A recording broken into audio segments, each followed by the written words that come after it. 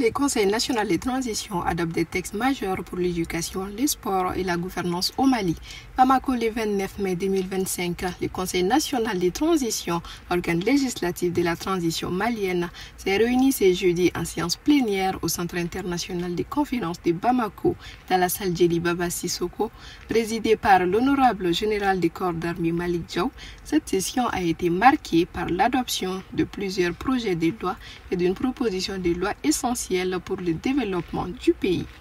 Dans une ambiance empreinte de rigueur et de responsabilité, les membres du CNT ont débattu et validé des textes touchant des domaines stratégiques tels que l'éducation, les sports, la gouvernance éthique et la modernisation de l'administration.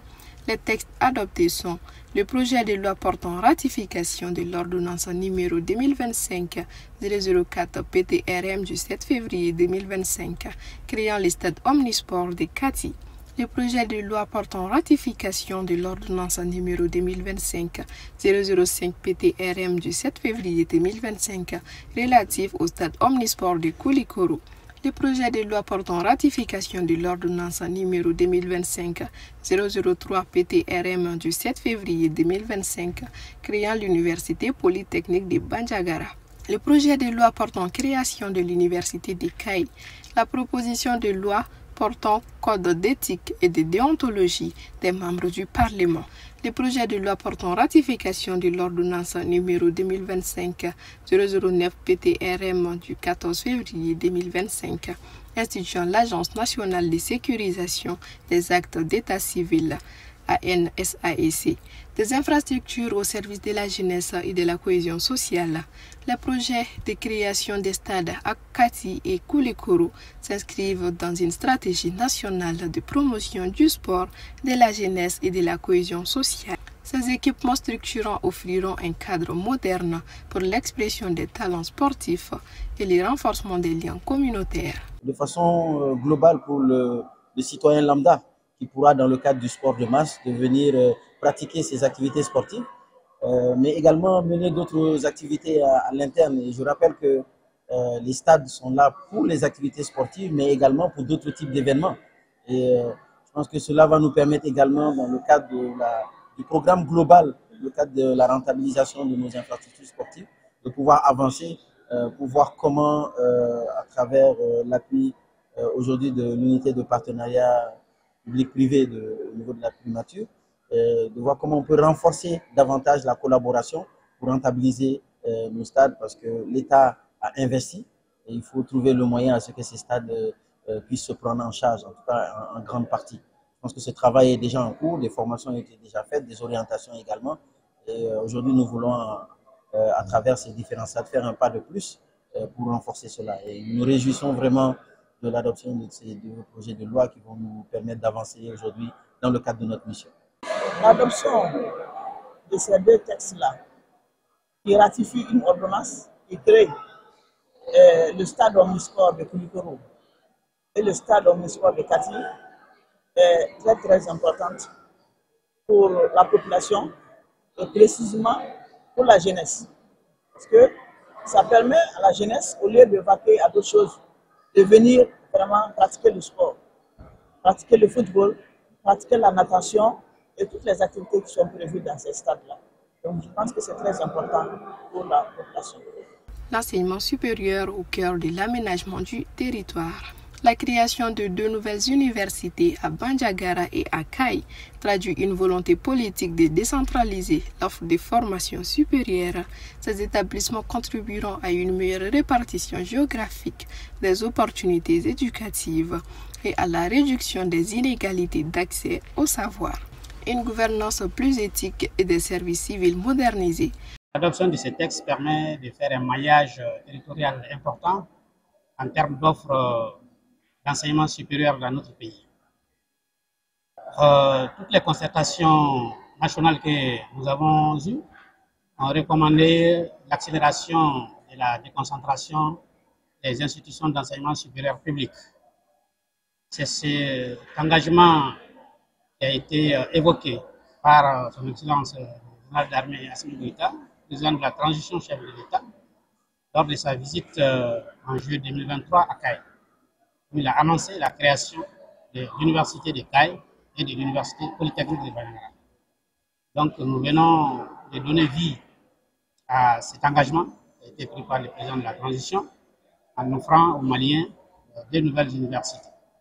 Désormais, le travail sur lequel nous allons nous mettre, c'est l'opérationnalisation de ces universités pour permettre aux jeunes Maliens d'avoir une très bonne accessibilité à l'enseignement supérieur, notamment pour ceux qui sont dans des localités, en fonction de leur choix, bien sûr. S'ils choisissent de rester sur place, qu'il y ait la possibilité pour eux de poursuivre leurs études dans ces localités. Il s'agit d'institutions d'enseignement supérieur public, donc c'est des universités du Mali, se trouvant à Bandiagara et à Caille. Le gouvernement a souhaité créer des universités dans les régions, d'abord pour désengorger les universités de Bamako, les facultés de Bamako. Et ensuite, pour ancrer les étudiants dans la communauté. Et cet ancrage social permet d'avoir des filières qui permettent de booster le développement dans la localité. C'est la raison pour laquelle nous, forts de l'appui des populations, des autorités régionales et des populations à la base, nous avons jugé utile de donner le quitus à ces deux projets de loi, l'Université polytechnique de Bandiagara et l'Université de Caille, afin que le ministre puisse avoir les coudées franches et désengorger et éviter la déperdition scolaire au niveau de Bamako.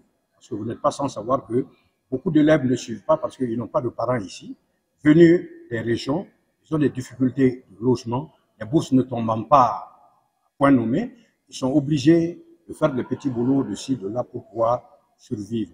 Et la plupart du temps, les études, ça ne marche pas. Voilà pourquoi nous avons donné le quitus à ces deux projets de loi. Autre fait marquant de la plénière, l'adoption d'une proposition de loi instaurant un code d'éthique et de déontologie des parlementaires. À l'heure où la confiance dans les institutions est primordiale, ce texte vient renforcer les bases d'une gouvernance transparente, intègre et responsable. L'adoption d'un code d'éthique et de déontologie est déjà une prescription de la loi relative au code de transparence qui a été adoptée en 2013 et qui est une transposition d'une des premières directives de l'IMOA qui s'inscrit dans le cadre harmonisé de la gestion des finances publiques. Et l'esprit de cette directive, c'est que tous ceux qui mènent des actions publiques et surtout qui utilisent des ressources publiques doivent avoir un comportement empreint d'éthique et de déontologie. Or, vous savez que les parlementaires votent des lois, contrôlent l'action gouvernementale. Il s'agit là des actions publiques de haute portée. Donc, ceux qui mènent ces actions-là doivent avoir un comportement encadré par les règles de déontologie, c'est-à-dire l'ensemble des obligations et des devoirs qu'un parlementaire a pour mener efficacement son action. L'éthique, c'est un certain nombre de règles aussi, des valeurs et des principes qui doivent conduire le comportement du parlementaire. Enfin, la mise en place de l'ANSAEC marque une avancée décisive dans la sécurisation et la digitalisation des actes d'état civil, pilier de l'administration moderne. Cette agence aura pour mission de garantir la fiabilité, l'unicité et la traçabilité des données d'état civil au Mali. Un cap résolument tourné vers la réforme. Par cette décision, le Conseil national de transition confirme son engagement en faveur des réformes structurelles. Ce texte constitue des leviers puissants pour bâtir un Mali plus équitable, plus performant et plus proche de ses citoyens.